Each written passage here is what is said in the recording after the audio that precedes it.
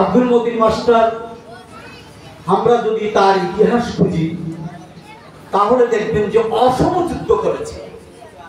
অসীম সাহস না থাকলে যাদের সাথে তিনি লড়াই করেছেন, লড়াই করে তার নামটিকে প্রতিষ্ঠিত করেছেন, আমরা অবাক বিস্মিত। একটি অপরিচিত গ্রামে এই সাহসী যুবক, আমরা গর্বিত অহংকারিত।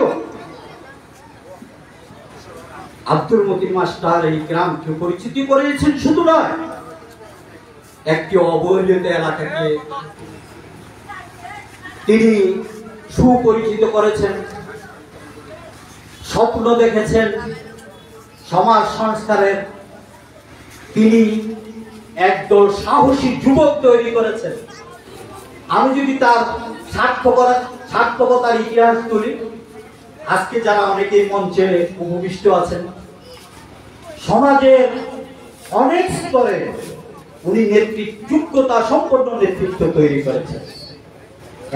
একজন নেতার যে বৈশিষ্ট্য, উত্তম বৈশিষ্ট্য থাকার কথা, সেই বৈশিষ্ট্যটি আব্দুল মতিন মাস্টারের মধ্যে আমরা খুঁজে পাই। ক্ষমতার রাজনীতিতে তিনি সফল না হলেও তার ছাত্ররা সমাজের বহু স্তরে প্রতিষ্ঠিত এবং নেতৃত্ব স্থানীয় অবস্থানে আছে। আজকের যিনি সভাপতি,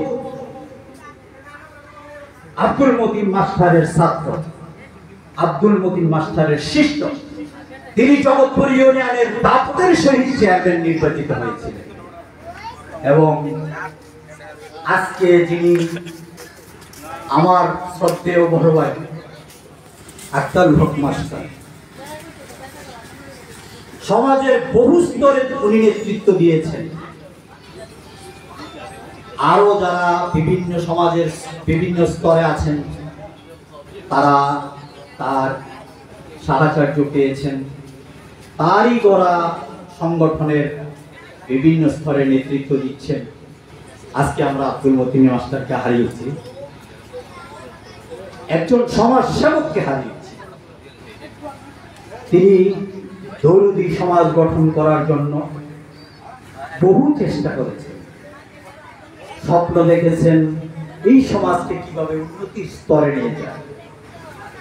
তিনি যখন জাতীয় সংসদ নির্বাচন করেছেন, আমরা বিস্ময়ে অবাক হই যে একটা অপরিচিত গ্রামের সন্তান, যার কোনো পূর্ব সূত্র ছিল না। আমাদের এখানে যারা বসে আছেন তাদের সবারই একটা পূর্ব সূত্র আছে রাজনীতি, কিন্তু আব্দুল মতিন মাস্টার নিজে থেকে নিজে প্রতিষ্ঠিত হয়েছে, তার কোনো পূর্বসূরি ছিল না। আব্দুল মতিন মাস্টার একজন জন্ম নেবে যুগে যুগের পর, যুগ যুগ পর। আমরা আব্দুল মতিন মাস্টারকে নিয়ে গর্বিত হব এবং আমরা এই মতিন মাস্টারকে পেয়ে ধন্য হয়েছিলাম। আমরা মতিন মাস্টারকে হারিয়ে অনেক কিছুই হারিয়েছি।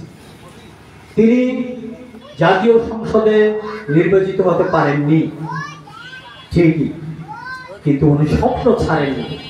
এরপরেও নিচে সমাজ সেবা করার জন্য উনি উপজেলা চেয়ারম্যান প্রার্থী হয়েছিলেন।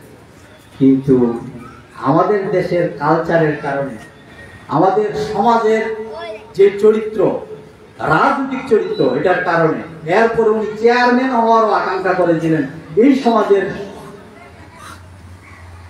সমাজ সেবা করার জন্য। কিন্তু দুর্ভাগ্য ও পরিতাপের বিষয়, এই রাজনীতিবিদকে আমরা চিনতে পারি। একটা ইতিহাস সৃষ্টি করেছেন আব্দুল মতিন মাস্টার, যে ইতিহাস যুগ যুগ ধরে পাঠ্য হবে। একজন সমাজ সংস্কারক, একজন লেখক, গবেষক, এতগুলো বর্ণাঢ্যের জীবনের অধিকারী ছিলেন আব্দুল মতিন মাস্টার। আমরা কখন আবার এইরকম একটি মানুষ পাবো আমরা। প্রিয় উপস্থিতি, প্রিয় সাংবাদিক বন্ধুগণ, আমরা আশা করব যে আব্দুল মতিন মাস্টারকে নিয়ে আমরা একটি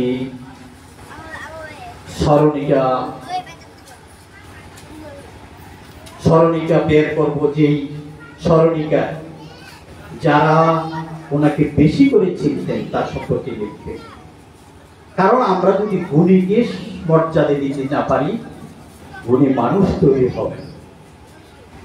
গুণী মানুষের, যে সমাজে গুণী মানুষের মর্যাদা থাকবে না, সেই সমাজে গুণী মানুষ তৈরি হবে। আব্দুল মতিন মাস্টারকে আমরা যদি নিরপেক্ষ দৃষ্টিকোণ থেকে, রাজনৈতিক দিক থেকে আমাদের সাথে অনেকটা মনোবিরোধ ছিল, কিন্তু দরুদি সমাজ গঠনের ব্যাপারে যিনি যে ভূমিকা পালন করেছেন তা অবিস্মরণীয়, চিরদিন স্মরণ থাকবে। তার মানবতা বোধ, তার আন্তরিকতা, তার লোক তৈরির যে কৌশল, লোক তৈরি করার যে, কর্মী তৈরি করার যে কৌশল, আমরা বিস্মিত হই যে যোগ্যতা সম্পন্ন নেতা তো তাকেই বলে যার পরেও সমাজে নেতৃত্ব দেওয়ার মতো লোক থাকে।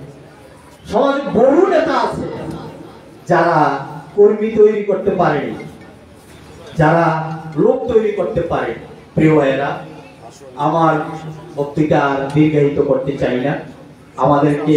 আমাকে যে সময়টুকু দিয়েছেন কানাইনগরের যে যুব সমাজ, আমাকে যে আলোচনা করার সুযোগ দিয়েছেন, এই জন্য তাদেরকে আন্তরিক মোবারকবাদ জানাচ্ছি।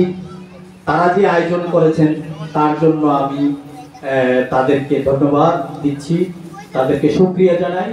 আপনাদেরকে অশেষ মোবারকবাদ জানিয়ে আমার বক্তব্য শেষ করছি। আসসালামু আলাইকুম ওয়া রাহমাতুল্লাহ।